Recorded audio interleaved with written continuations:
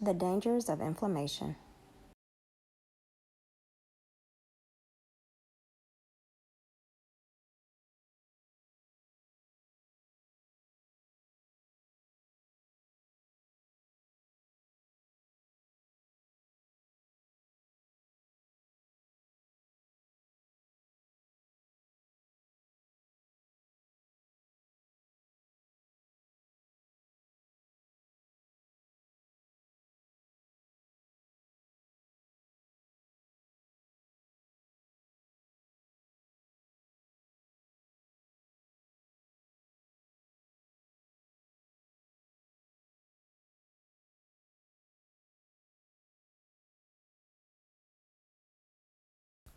Inflammation is the normal process by which the body's white blood cells and substances are produced to protect us from infection when foreign organisms such as bacteria and viruses invade our bodies. Some of the causes of inflammation are pathogens, bacteria, viruses, processed foods, external injuries, autoimmune disorders, effects of chemical radiation. Some of the symptoms experienced are redness of the skin, heat by way of fever, swelling, weight gain, fatigue, and depression. There are two different types of inflammation: acute inflammation and chronic inflammation. Acute inflammation is a necessary function. It helps the body attack bacteria and other foreign substances anywhere in the body. Acute inflammation is caused by bacteria and tissue damage. The onset is rapid and usually lasts a few days. Once the infected area is healed, acute inflammation subsides. An example of that would be a bee sting.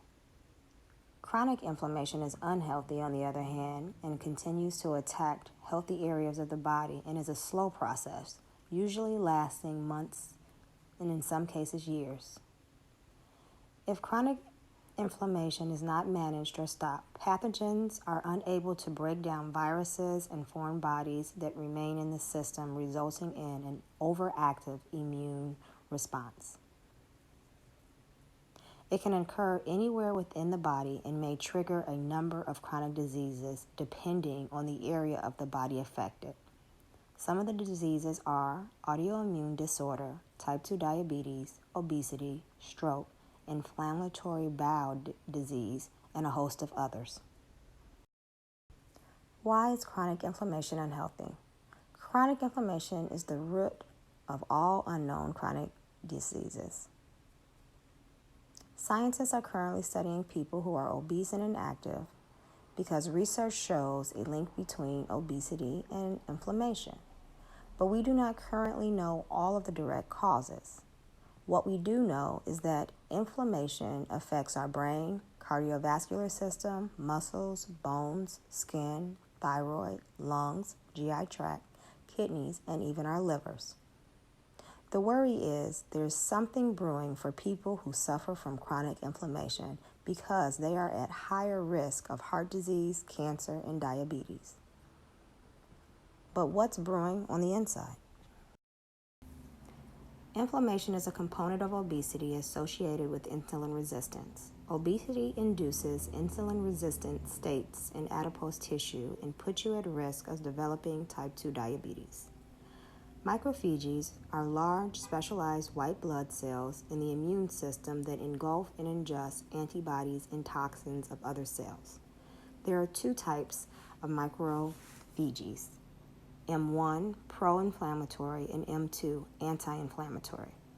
When altered functions of insulin target cells in the adipose tissue, usually found in obese people, it builds up macrophages, M1s, and secretes pro-inflammatory mediators, increasing your risk of chronic inflammation and disease. Macrophages, M2s, found in leaner people are anti-inflammatory, which decrease their risk of chronic inflammation and diseases. It's clear that a person's diet plays a major role in deciphering which macrophages your body will produce. The best defense against inflammation is to eat an inflammatory diet. Eating density-rich foods such as tomatoes, fruits, vegetables, leafy greens, and fatty fish reduce the risk of inflammation and chronic diseases. Processed meats, fried foods, soda, and lard contain an abundance of foreign ingredients such as sugars, refined carbs, and saturated fats. These unhealthy foods are triggers and increase adipose tissue, better known as fat, and inflammation. The foreign ingredients in processed foods are unable to be broken down, causing the body's immune system to be disrupted and inflamed. A disrupted immune system puts you at high risk of chronic diseases such as diabetes, heart disease, and obesity.